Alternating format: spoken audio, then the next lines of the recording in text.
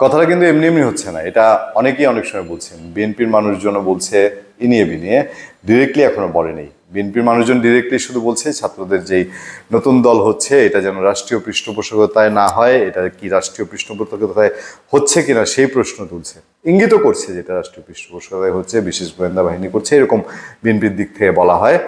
আবার সামনের ইলেকশনের জন্য তাদেরকে প্রস্তুতি ম্যাচিউর করা হচ্ছে কিনা, সামনে ইলেকশন তারা নিবন্ধন পেয়ে যাবে কিনা, তারা সেখানে অংশগ্রহণ করবে কিনা, এরকম বিভিন্ন হিসাব নিকাশ বিএনপির মধ্যে আছে। আবার এই কথাটাও খুব মাঠে প্রচলন যে জামাতে ইসলামী সরাসরি বিএনপির বিরুদ্ধে না থেকে, যেহেতু বৈষম্য বিরোধী ছাত্র আন্দোলনে জামাতে ইসলামীর একটা বড় প্রভাব রয়েছে, সুতরাং নতুন যে দল হচ্ছে সেই দলও কি জামাতে ইসলামী প্রভাবিত কিনা, বা জামাতে ইসলামীর A team B team C team এরকম নানান কিছু বলা হয়, বলে যে জামাত ইসলামীর এরকম আরও বেশ কিছু টিম ওখানে এর ধরনের তৈরি করা আছে।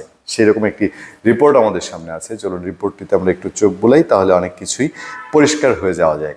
রিপোর্টটিতে বলা হচ্ছে যে খবরটি এরকম: আনন্দবাজারের প্রতিবেদন, বিএনপিকে ঠেকাতে ছাত্রদের দল তৈরির পেছনে কি জামাত, যেটা মানবজমিন পিক করেছে।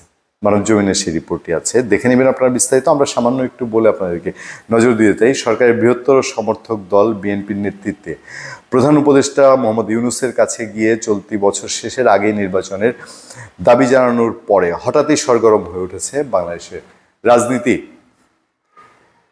সেখানে বলা হচ্ছে যে আন্দোলনকারী ছাত্ররা নতুন রাজনৈতিক দল গড়ার বিষয়ে নীরবতা ভেঙেছে।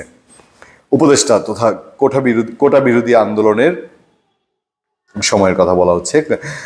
উপদেষ্টা বা আন্দোলনকারী ছাত্র নতুন রয়েছে, উপদেষ্টা তথা কোটা বিরোধী আন্দোলনের নেতা নাহিদ ইসলাম সরকার থেকে ইস্তফা দিয়ে নতুন দলটির প্রধান বা সমন্বয়ক হতে চলেছেন। আমি যেদিন কথা বলছি সেদিন মঙ্গলবার, বৃহস্পতিবার নাহিদ ইসলাম পদত্যাগ করতে পারেন, মানে 18 ফেব্রুয়ারি আমরা কথা বলছি, 19-20 ফেব্রুয়ারি নাহিদ ইসলাম পদত্যাগ করতে পারেন, এরকম খবরও অলরেডি পত্রপত্রিকায় এসছে।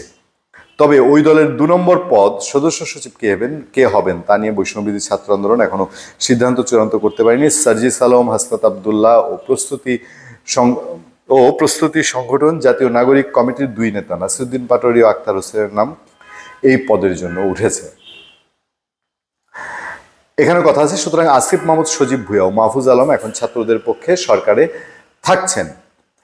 এই মাসেই নতুন দলের নাম ঘোষণা হলে তথ্য ও সম্প্রচার সহ একাধিক উপদেষ্টার পদ ছেড়ে নতুন দলের হাল ধরবেন সজীব ও মাহফুজ। ইস্তফা দিয়ে দলের দায়িত্ব নেবেন কয়েক মাস পরে। তবে মাত্র কয়েক মাসের মধ্যে এই দল কিভাবে নির্বাচনে অবতীর্ণ হতে পারবে, পারলেও কি তার ফলাফল হতে পারে, এসব প্রশ্ন রয়েছেই। আমরা যেটা বলছি যে দল গঠন করেই নির্বাচনে অংশ নেওয়া, আর রেজাল্ট কি হবে আলটিমেটলি, এটা আপনারাও বোঝেন, আমরাও বুঝি। নতুন একটা দল যদি বিশেষ ব্যবস্থাপনা না হয়, বাংলাদেশে এখনো সেরকম পরীক্ষিত কিন্তু নেতৃত্ব বাংলাদেশে পায়নি। যাই হোক, তবে নতুন এই দল গঠনে জামাতে ইসলামের সাহায্য সহযোগিতা চোখে পড়ার মতো। হাসিনা বিদায় এবং দেশজুড়ে শেখ মুজিবুর রহমানের মূর্তি ও স্মারক ভাঙা, 32 নম্বর ধানমন্ডি রোডে তার বাড়ি চুরমার করার পরেও মুক্তিযুদ্ধের ঐতিহ্যকে যে মানুষ মন থেকে মোছা যাচ্ছে না, দিব্য বুঝতেন জামাত নেতারা।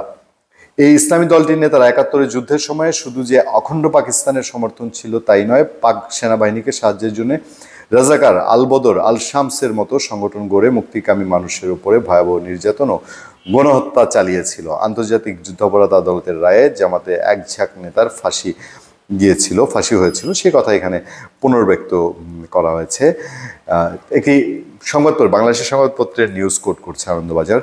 সহযোগী হিসাবে ভারত এগিয়ে আসার কারণেই তারা 71 মুক্তিযুদ্ধের সমর্থন করেনি। শফিকুর রহমান, জামাতের আমির, তিনি এই কথাটা বলেছেন। বলেন, আমরাও বাংলাদেশের স্বাধীনতা চেয়েছিলাম, কিন্তু একটা দেশের অধীন থেকে বেরিয়ে এসে আরেকটা দেশের অধীন হতে চাইনি। জামাতের আমির দাবি করেন, ভোটের মাধ্যমে স্বাধীনতা না পেলে তারা গেরিলা যুদ্ধের মাধ্যমে স্বাধীনতা ছিনিয়ে আনতেও তৈরি ছিলেন। আমি জানি না, এই বিষয় নিয়ে বহু আলাপ আলোচনা সমালোচনা দেশে চলছে।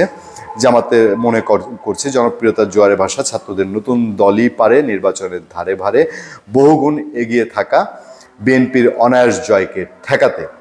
71-এ পচা অতীতের দায়ও এই তরুণ তুর্কিদের নেই। 71-এ পচা অতীতের দায়ও তরুণ তুর্কিদের নেই। সুতরাং জামাতের এই চিন্তা ভাবনার কারণেই কি নতুন রাজনৈতিক দল জামাতের পৃষ্ঠপোষকতায় হচ্ছে, সেই প্রশ্নই তুলেছে পত্রপত্রিকা। ধন্যবাদ সবাইকে, ভালো থাকবেন, সুস্থ থাকবেন। আপনাদের সাথে আমি আতিক রহমান, পূর্ণিয়া।